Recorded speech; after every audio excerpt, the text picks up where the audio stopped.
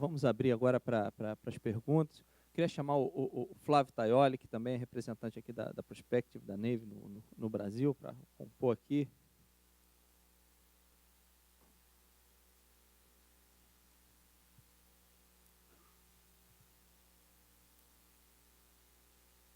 Cris.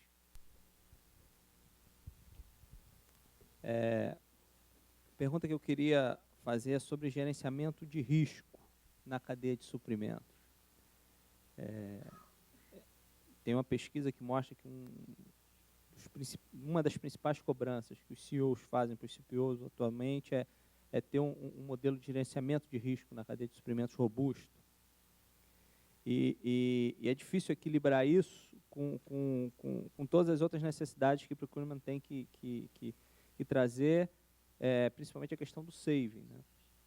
E uma das formas de mostrar que é possível, né, que a gente não está perdendo saving, em ter um gerenciamento de risco, em ter fornecedores mais seguros, como você mostrou na sua apresentação, o total cost. Sair da questão do custo inicial, mas olhar o custo total de aquisição, o valor que aquele fornecedor pode agregar. Falou também de ter uma estratégia de relacionamento, de approach diferenciada para cada fornecedor. Né, que pode ser perigoso você ter uma estratégia generalizada, ter a pessoa certa para relacionar com o fornecedor certo, entre outras coisas. O que eu queria te perguntar é como é que o pessoal lá na Holanda está tratando a questão do gerenciamento de risco na área de suprimentos, né? Se você conhece alguns cases, como é que é o passo a passo, o que você gostaria de recomendar para a gente nessa questão?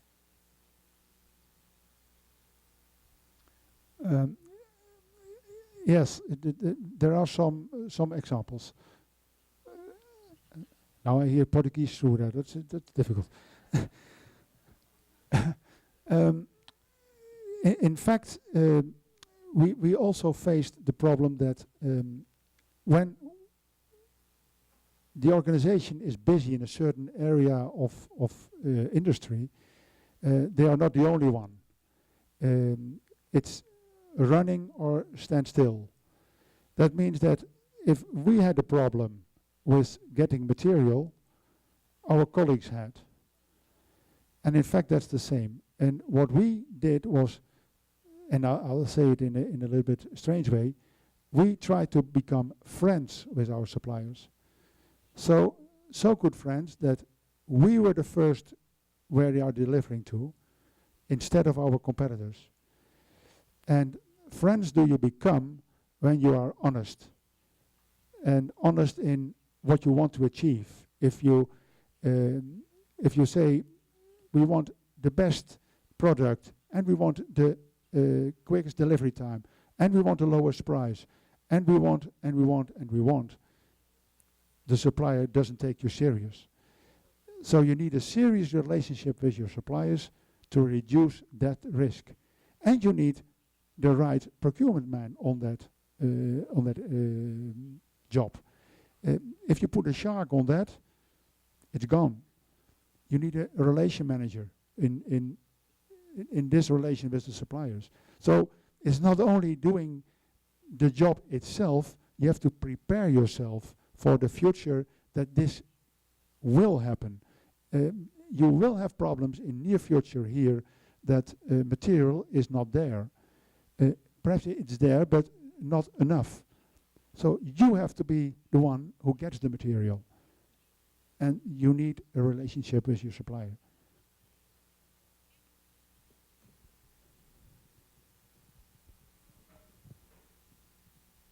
Pessoal, acho que a gente tem que aproveitar a presença do Cris aqui. É bom para a gente, não é fácil trazer ele para cá, então eu acho que esse momento é rico para a gente aproveitar a oportunidade de ter uma visão de alguém que está lá na Holanda, na Europa, fazendo a mesma função, né? Então, aproveitem para tirar dúvidas, perguntar. Está aqui o Flávio Taioli, que além de ser representante também da Navy da Perspective, é instrutor do CBEC. Então, aproveitem a chance. Só fazer assim, o pessoal está aí com o microfone.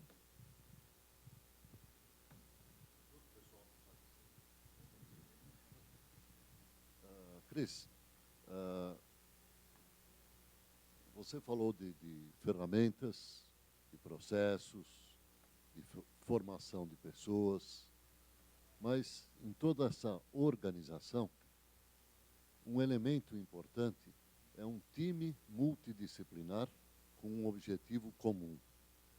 Qual é a sua experiência na formação desses times?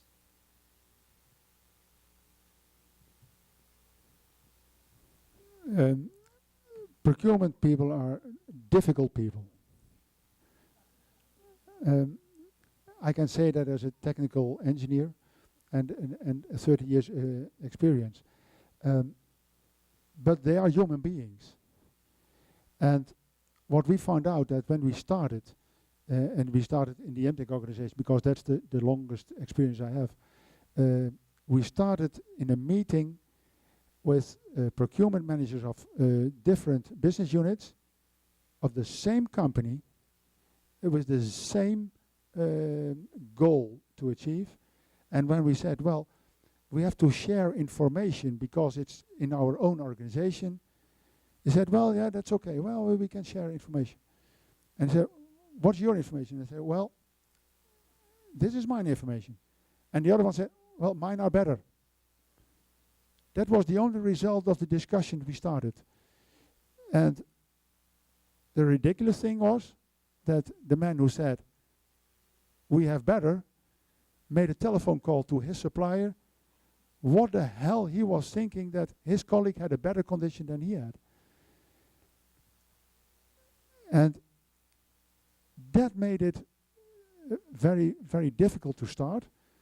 And you have to get trust with each other.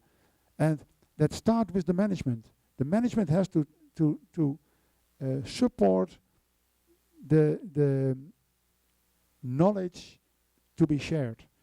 And I can assure you that there's a big conflict every time again between, for instance, the Netherlands and Germany. Although we are neighbors, we are completely different, but we are in the same company. And if a Dutchman says in a holding to a German director, you have to share your information with me, well, you need some time to convince him. And it's only possible in showing him what you are doing with the information. And sometimes you get information which is not good to share with other people. And then you must take the decision not to share. So in fact, it's all human behavior. What we say in the Netherlands, and I will translate it absolutely completely wrong, but think like a farmer. That's how it works. Simple, basically, foot's on the ground. Don't make it too difficult. What are you doing when they ask you such a condition? If I ask you, say your cable prices, tell me your cable prices because we want to share information. You say, well, he's crazy. But in fact, knowing what your possibilities are doesn't say I can use them. The only thing I know is I know what is possible. And if we have a procurement team knowing what is possible, it makes it a lot easier to negotiate with suppliers. We had a thing with some pumps in Spain.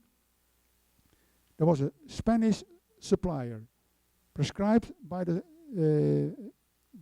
final client. And he raised his prices by 15-20%. The procurement man in Spain didn't know the situation in the rest of Europe because he wasn't asked to do so. In the procurement team, we said we will share this information. And in this case, the information came from Germany, was sent to Spain. He couldn't use that supplier, but he could use the information.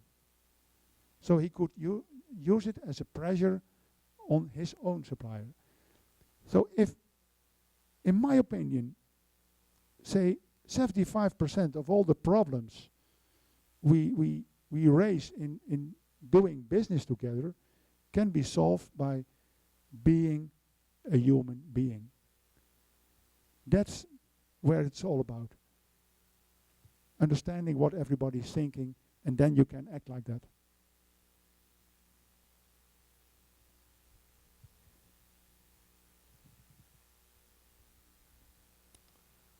Alô. Fábio da Vale. A pergunta que eu tenho, Chris, aqui no Brasil, nós temos um ditado que todo mundo conhece sobre futebol e sabe qual é o melhor time a ser escalado, e normalmente não é o time que o técnico escala. Por isso que a gente não ganha tanto. Deveria ganhar mais. No mundo corporativo, todo mundo sabe sobre suprimentos. Todo mundo sabe sobre compras. E normalmente o pessoal de procurement de suprimentos não sabe. A visão, normalmente, do requisitante.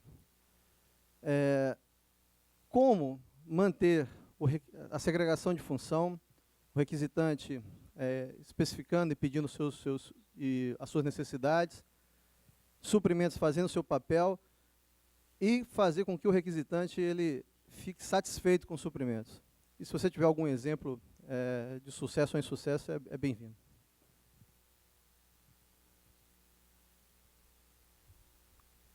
The problem is the requisitioner is right. And the reason I'm saying that is I'm a technical engineer. And technical engineers are strange people too. And so we are all strange people because we have experience in our own job. We all think we are the best in our job. And you have to make a team of that. And I absolutely agree. I was the first one shouting during the final that the wrong people were in the team.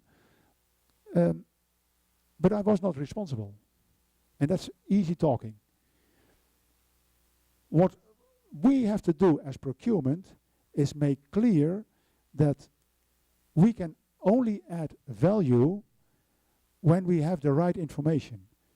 And how do we get the right information? That is, we go and get the information. Don't wait for the information to come. And that's very often happening in procurement. Well, I didn't got the question, so I couldn't give him the information. No, you're not a person on a department, you're a part of a supply chain. And you have to get the information, because you know that if you don't go, they won't ask you. If you start this communication by yourself, in the beginning they will look very, very strange to you. So what is he doing here? I have an example, and it's absolutely crazy again. I had a technical engineer doing like that. Because procurement didn't have the time, he called the supplier and asked the questions and asked for quotations and did everything what procurement should do. The only problem for him was that I came from that department and I knew where the drawings were. So I took a drawing and I spread it out around the table. And I took a red pencil and I made some circles on the drawing and changed and put it on. And he came in. He said, what are you doing with my drawing? I said, well, I'm redesigning. Yeah, well, that's my job. Yeah, but if you do our job, I do yours. And that discussion was the break point in our communication. That was the first time he understood what happened, because he did it based on his driver. He needed to make a quotation. He needed information. He was pressed to do so, and we didn't help him. And from that moment on, he came earlier with the questions, and we were every day, every 2 days, on his department asking for, do you have problems? Can I help you somewhere? Make yourself open in the communication. Don't be a Calimero. That's what I see in every country where I come. all procurement people are waiting for the question to answer. No, change that. Go and get the question and answer. And do the same with the suppliers. Because you're not only the negotiator, you're the manager of a process. You have to take care that this process is done. That's where it's all about. You're not only doing buying. You have to take care of all the communication. You have to take care that the information is in the right time there. Because it's not only the material what should be there in time, but also information. If you're in an industry where certificates are important, no client will pay you if you don't have the certificate. You have the material, and everything is done, everything is working, but there's still one certificate missing, you don't get paid. That's also a part of procurement. Only as a example of what's happening. Don't stick to what you expected to be done. No, take the whole. Take the challenge. And everybody will be happy, I'm sure.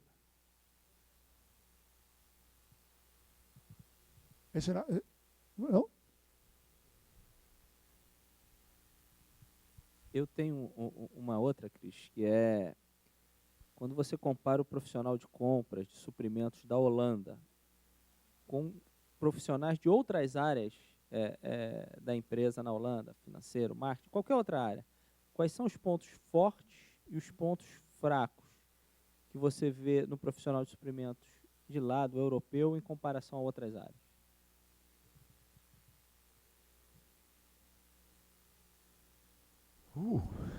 Yeah. Starting with the Netherlands, procurement is not strong enough. Absolutely not. Because as real Dutch, procurement thinks that they know everything better than the rest. That's one. And if I compare with, for instance, Germany, they have very strict rules supported by management. So that is not the strength of the procurement people, it's the power of management saying you have to go via procurement. So they have their power based on management support. In the Netherlands, it's absolutely not done that the manager says you have to go via procurement. Because they say, well, they have to solve their own problem and it's not my job. They are looking at a project manager. What's the result of the project? So they are very keen on what the project manager is saying about procurement. Another example is Sweden. In my opinion, Sweden has very good procurement departments. That's our experience. I do not know in the rest, but in the MTech organization, I think they were the best procurement people we had. Spain, they don't know how to spell procurement. And they do their best, absolutely. They do everything to make things happen, but procurement, nobody knows that they are there, and that's more or less a personal thing. If somebody in the procurement department is a strong person, then they will use him, but not based on arguments. What do we have? Belgium. Well, it's difficult to say because it's recorded, so I must be careful. I think Belgium is not every procurement man, but the total area is more corrupt than Italian. So it's there we found out. Yeah, that's the reason we only use France to fly over when we go to Spain. It's we hesitated to go do business in France. But Belgium is specific a country where the directors doing the negotiations instead of procurement. And the reason is that they have their contacts. They know exactly what supplier is in what position, in what project, in what area, with, of course, the two different languages in Belgium, makes it necessary that another level in the organization is doing the negotiations. And England is a real legal organization. They do everything via the legal way. The big difference between negotiating in England versus the rest of Europe is that in England you have to mention every item you want to negotiate, and in the rest of Europe, if you don't negotiate it, it's mentioned in the law, and that makes it a lot easier. You don't forget a thing because it's covered by the law, and you can make changes to a law, but if you don't mention it, it's covered by the law. In England, if you forget it to mention, it's not there. That makes quite a different approach in the negotiations in England. And I'm honestly saying, I've negotiated with Japanese, with Taiwanese, with Chinese, and I still think what happened, because it's complete different what we are used to. If you with a Japanese organization negotiating is, then you're in front of 8 members of a negotiation team. At least one is sleeping. And that's absolutely true.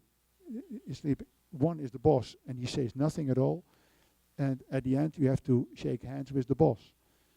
And that's absolutely strange. And in my opinion, for people like us in Holland, it was impossible to negotiate with these people. And with Brazilian, I don't have experience.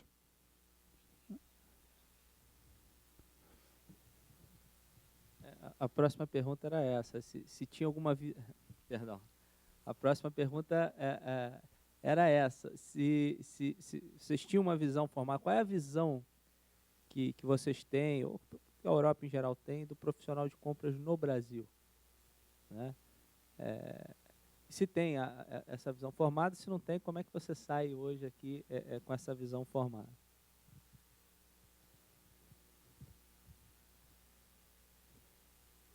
Yeah, you say, I don't have an ID. I said, I don't have experience. And that's different. Indeed, I don't have experience, but in the how many hours I'm here now, I have a lot of information, and I'm surprised, really surprised, and not because you are the organizer of this conference. I'm really surprised about what Vale does. If that is the way Brazil is going to, then the so-called BRIC countries will change in a B country, in my opinion. That's absolutely new. That the way you talk about suppliers in supporting suppliers, it's absolutely 100% in contradiction as we started talking about suppliers.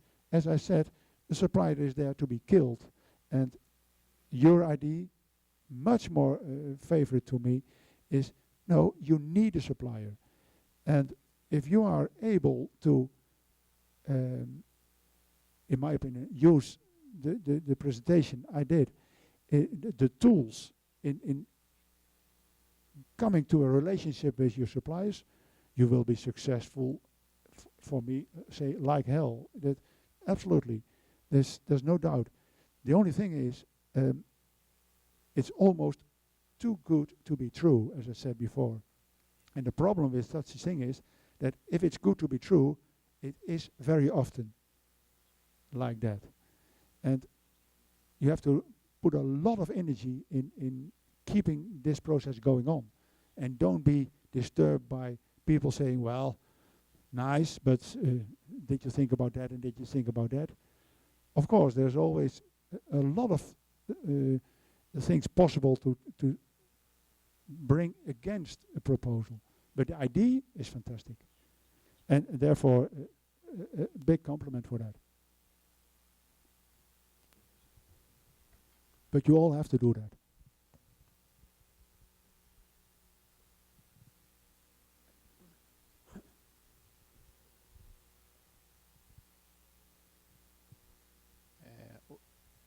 Alô, é o Osório da Skanska. Cris, eu gostaria de saber o seguinte: você propõe um estreitamento de relações com os fornecedores e queria saber a sua opinião a respeito de compras feitas por um portal eletrônico, uma plataforma de e-business, se isso é viável, é uma tendência, enfim, a sua experiência a respeito.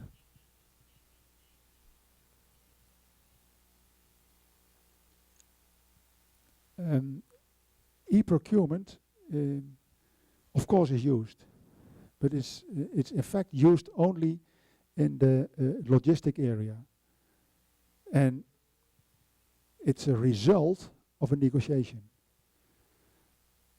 It's only a tool. So the negotiations you have to do before that, and you have to make clear what conditions you want to have. You must make clear what delivery times you need. You have to negotiate the way you use the e-procurement.